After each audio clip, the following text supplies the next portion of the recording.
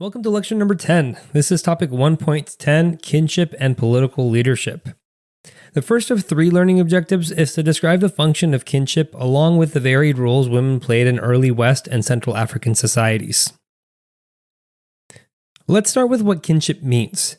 Many of the early West and Central African societies were composed of kinship groups, meaning that they were either family groups or villages that in some way were related to each other. These were also sometimes considered stateless societies. Up to 1/4 of the people in West Africa lived in these stateless societies.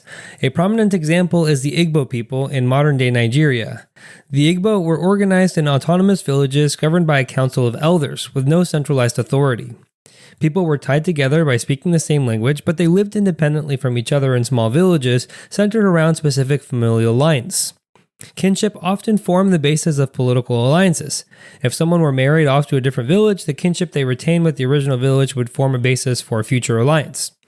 This was found mostly in sparsely populated areas and was more prevalent in the savanna region than in the forest region of West Africa. Villages were led by chiefs or councils of elders, and they mostly practiced agriculture in these kinship villages.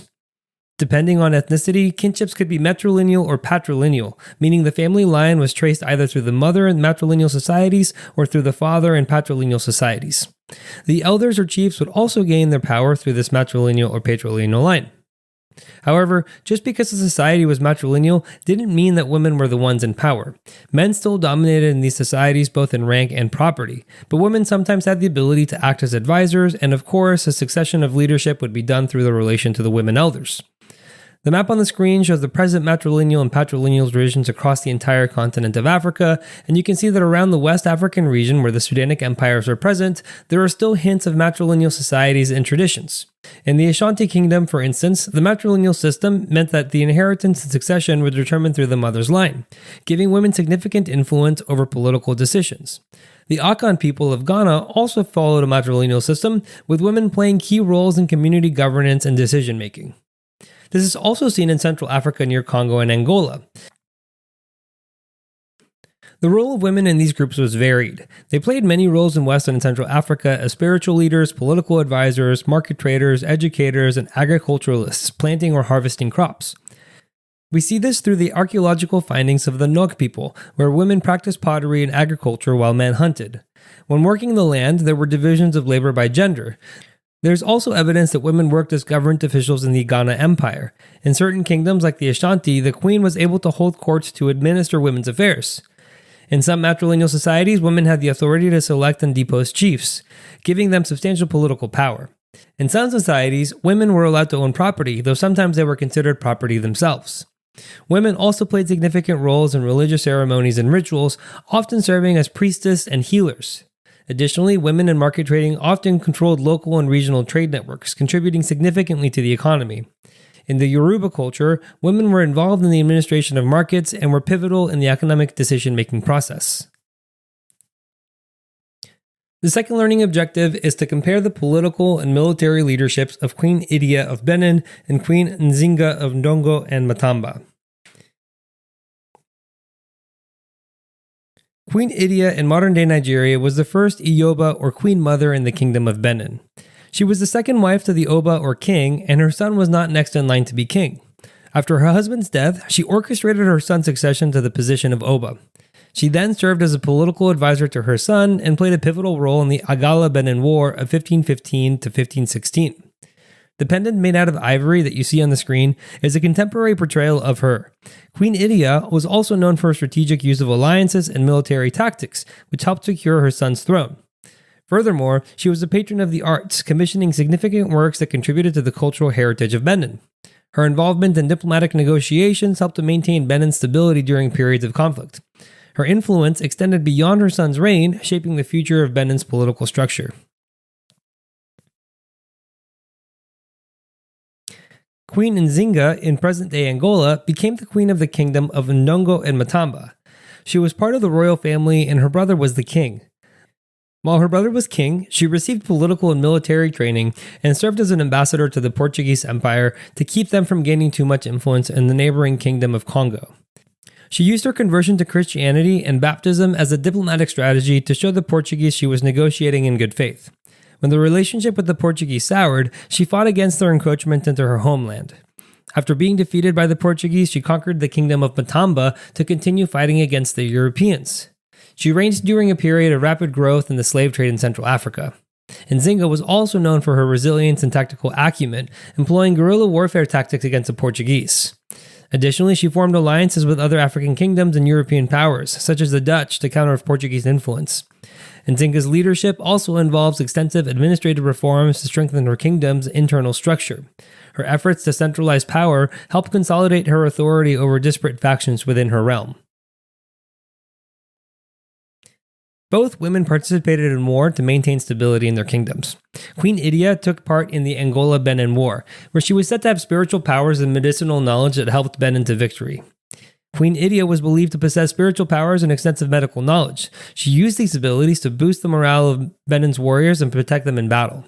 Her spiritual practices included rituals and ceremonies that were believed to ensure victory and provide protection against enemy forces. One of the key turning points in the war was the assassination of the Igala general, orchestrated by Queen Idia. This decisive action weakened the Igala forces and disrupted their command structure, leading to their eventual defeat. The removal of the Igala general created confusion and disarray within the enemy ranks, significantly contributing to Benin's success. Nzinga fought against the Portuguese during her reign of Ndongo, waging guerrilla warfare from a group of islands in the Kwanza River. Even after her army was defeated, she continued to fight from the interior and married into a rival group, the Imbangala, to regain influence and continue her fight. She engaged in 30 years of guerrilla warfare against the Portuguese, starting after her conquest of Matamba. She participated in the slave trade to amass wealth and political influence, becoming one of the most influential political leaders of the region. She later used the Dutch as a counter to the Portuguese influence and made peace with the Portuguese in 1656. Late in life, she focused more on strengthening Matamba because her home of Ndongo had been ravaged by war. She resettled some former enslaved people and reformed the legal code to strengthen the kingdom for the future. Nzinga's military campaign significantly disrupted Portuguese trade and colonial ambitions in Central Africa. Furthermore, her legacy as a warrior queen inspired subsequent generations to resist colonial domination. The next learning objective is to describe the legacy of Queen Idia of Benin and Queen Nzinga of Ndongo and Matamba's leadership. Queen Idia was immortalized after the 1977 Festac, or the Second World Black Festival of Arts and Culture, held in Lagos, Nigeria. It was the largest Pan-African gathering ever, with 500,000 spectators from all over the African diaspora. Stevie Wonder even made an appearance, and the ivory mask of Idia was adopted as a symbol for the festival, as seen on the flyer on the right side. Queen Idia became an iconic symbol of black women's leadership throughout the African diaspora because of it. Her legacy also includes the establishment of the Iyoba title, which continues to be significant in Benin's cultural and political system. Additionally, the arts and cultural achievements during her time have left a lasting impact on Benin's heritage. The story of her life and achievement is taught in schools in Nigeria, ensuring that her contributions are remembered by future generations.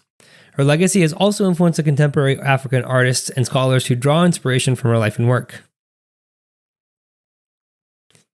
Queen Nzinga's legacy is that even though she died in 1663, she proved to be a skillful political and military leader remembered throughout the African diaspora. The Portuguese viewed her as one of their greatest adversaries in Africa, possibly only second to Garcia II in the Kingdom of Congo.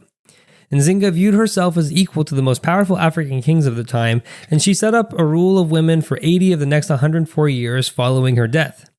She did this by naming her sister as the heir before she died. Today, she's viewed as the mother of Angola. Nzinga's leadership and resistance have been celebrated in Angolan history and culture with numerous monuments and statues commemorating her achievements. Nzinga's influence extended beyond her lifetime, shaping the political landscape of Angola for centuries. Her life and achievements have inspired countless works of literature, art, and theater, highlighting her enduring impact on African culture. And finally, to recap, kinship groups and alliances were common in West Africa and Central Africa. Women took on a variety of roles across African societies. Queen Idia had a great influence in the late 15th century in the Kingdom of Benin, and Queen Nzinga rose to the throne of Ndongo and Matamba in the early 17th century, initiating nearly 100 years of women rulers.